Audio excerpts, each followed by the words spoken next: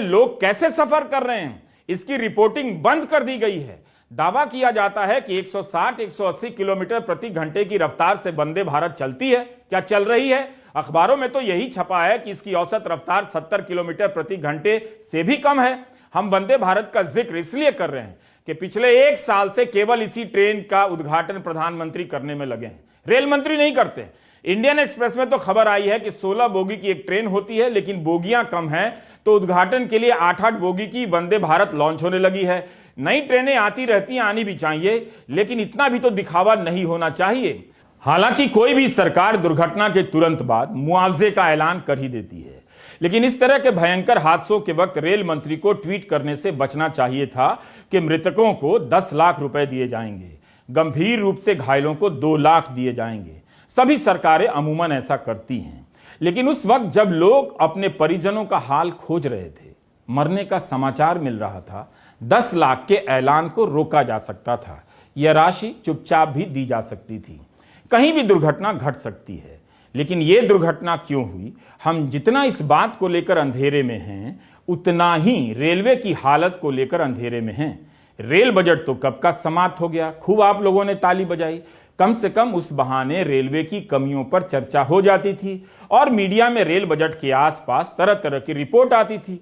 हमें याद है यूपीए के समय रेल बजट से पहले और बाद में उसी दिन लालू प्रसाद यादव का कई चैनलों पर इंटरव्यू चलता था।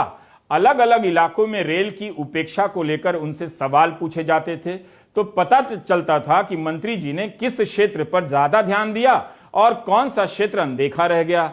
लेकिन अब तो आप देखेंगे कि रेल मंत्री ना तो उद्घाटन में नजर आते हैं, ना रेल को लेकर खुली प्रेस कॉन्फ्रेंस में। सवाल जवाब तो लगता है जैसे बंद ही हो चुका है, क्योंकि पार्टी कवर करने वाला रेलवे के बारे में क्या सवाल पूछेगा। अब देखिए, जिस शाम बालासोर में दुर्घटना हुई, उस दिन सुबह सुबह रेल मंत्री बीजेपी के कार्यालय में अपने मंत्रालय को लेकर प्रेस कॉन्फ्रेंस कर रहे थे। बेहतर यह भी होता कि अपने मंत्रालय में भी प्रेस कॉन्फ्रेंस करते, जहां रेल मंत्रालय कवर करने वाले पत्रकारों को सवाल पूछने का मौका मिलता, क्योंकि उन्हें ज्यादा पता होता है। बीजेपी के दफ्तर में वही पत्रकार होंगे जो दिन रात बीजेपी कवर करते हैं। 2 जून की दुर्घटना के बाद कहा जाने लगा कि कई साल बाद दुर्घटना हुई है। बालासोर की इन तस्वीरों को देखकर हमें भी लगा कि 2017 के बाद इतनी बड़ी दुर्घटना हुई है, लेकिन 2 दिन पहले यानी 31 मई के द हिंदू अखबार में एस विजय कुमार की एक रिपोर्ट ने ऐसी धारणाओं को गलत साबित कर दिया। इस रिपोर्ट के आधार पर रेल मंत्री से आज ही सवाल होना चाहिए था कि क्या रेलवे में लोको पायलट की कमी है? क्या ट्रेन चलाने वालों को 12 घंटे से ज्यादा की ड्यूटी कराई जा रही है? अगर हां, तो इसका ट्रेन की सुरक्षा पर या उनकी सेहत पर क्या असर पड़ रहा है?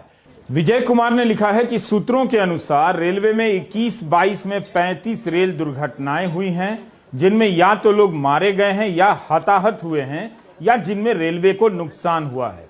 और 2022-23 में इनकी संख्या बढ़कर 48 हो गई। बिना नुकसान वाले साधारण दुर्घटनाओं की संख्या 2022-23 में 162 थी।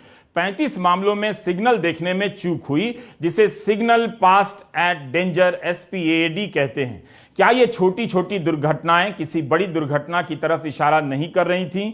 हिंदू के विजय कुमार ने इसके कारणों के बारे में लिखा है कि रेलवे में कर्मचारियों की कमी के कारण ये दुर्घटनाएं बढ़ती जा रही हैं। ट्रेन चलाने वाले ड्राइवरों की संख्या कम है, लोको पायलट को 12 घंटे की न्यूनतम ड्यूटी करनी पड़ रही है, उन्हें पहले की तरह आराम नहीं मिलता। रेलवे बोर्ड ने इन खाली पदों को तुरंत भरे जाने पर जोर दिया है, बल्कि इस रिपोर्ट के अनुसार अर्जेंट तौर पर ऐसा करने के लिए कहा है, ताकि लोको पायलट के काम करने के घंटे को कम किया जा सके।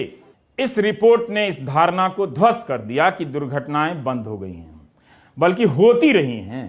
बस इतनी बड़ी दुर्घटना नहीं हुई तो हमने ध्यान देना बंद कर दिया।